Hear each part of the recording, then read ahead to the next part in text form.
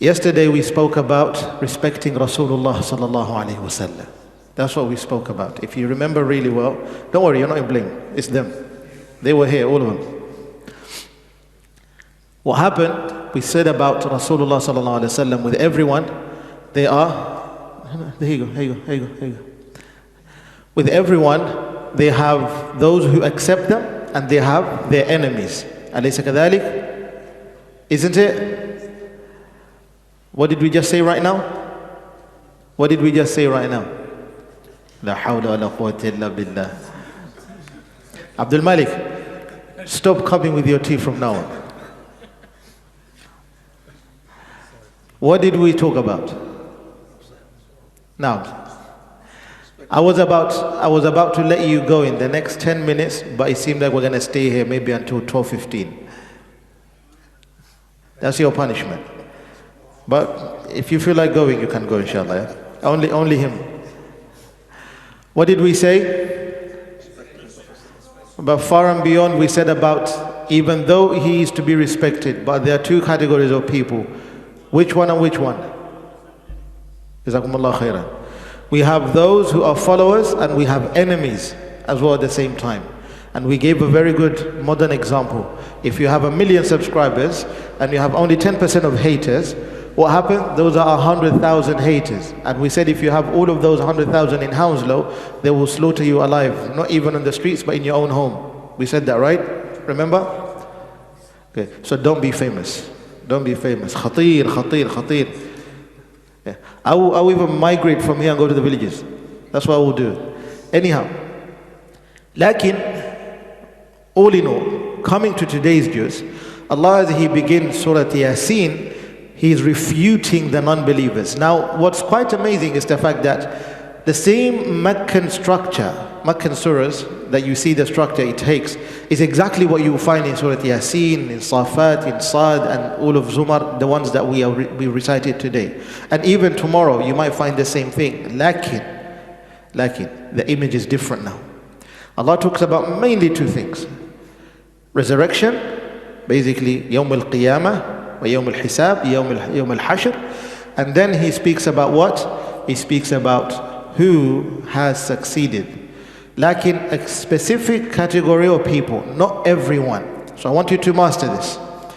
There's two types of people. There's two things that we're talking about here. Number one, we're talking about Yawmul Qiyamah, day of establishment, judgment.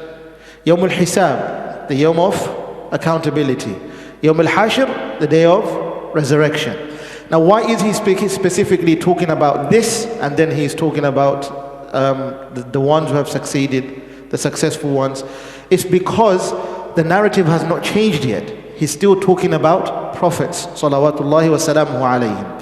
Why so? Because even though he has already consulted Rasulullah and he has calmed him down, and Rasulullah knows, as he was told in the previous juz, وَإِن يُكَذِّبُوكَ, and we said that yesterday, and even if they are to reject you, deny you, cancel you, in today's times, in today's day and age, how people are, you're not rejected, you're cancelled. That's how it works. Then remember, previous prophets, they were rejected before you. So you're literally on the same boat. And perhaps there were those that was worse for them. Like Yahya, he was what? Murdered. They slaughtered him alive. That's what they did. Lakin, would give you an example. Even though you're suffering and all of that, but bear in mind, you are in the best position. Allah has already chosen you. He has forgiven your sins. And you are among the best of creation. And He gave him examples upon examples upon examples. Now, this judgment day reflection, was it referred to only the believers? La. The believers is for us to understand and contemplate into it. Lakin mainly the verses were referred to the non-believers who were the haters and the enemies of Rasulullah sallallahu alaihi wasallam. So when Allah subhanahu wa ta'ala told him that he has enemies, and the types of enemies like munafiqun were mentioned in Surah Al-Ahzab, and also the non-believers themselves in Surah Al-Ahzab they were mentioned. But Allah only gave glimpses of what's going to happen to them in the hereafter in Surah Al-Saba. But in Surah Al-Safat and Yasin, Allah speaks very clearly. On that day, because they lashed you, they hurt you, they attacked you, regardless of how many ways that they try to, all of the 99 ways that they decided to punish you, Ya Rasulullah, and even exile you from your own motherland, bear in mind, we are going to shut this mouth of theirs. Basically, Allah is going to put a seal on their mouth. الْيَوْمَ نَخْتِمُ عَلَىٰ أَفْوَاهِهِمْ. We read Surah Yasin every day. Majority of us, if the Imam was to make a mistake, I believe maybe half of the masjid would have corrected him. That's how it works.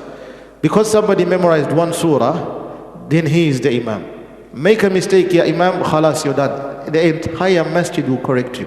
If you make a mistake on washamsi wa duhaha, and perhaps 99% of the people know it, you say washamsi wa talaha, for example, everyone will tell you wa duhaha. That's how it works. Like with Surah Yasin, it's not about reading it, it's about understanding it.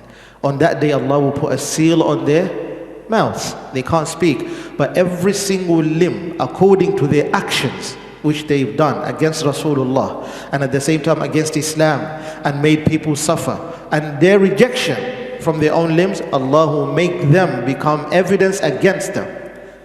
Those are the means that Allah is using. And then on top of that, Allah is giving an example that these are the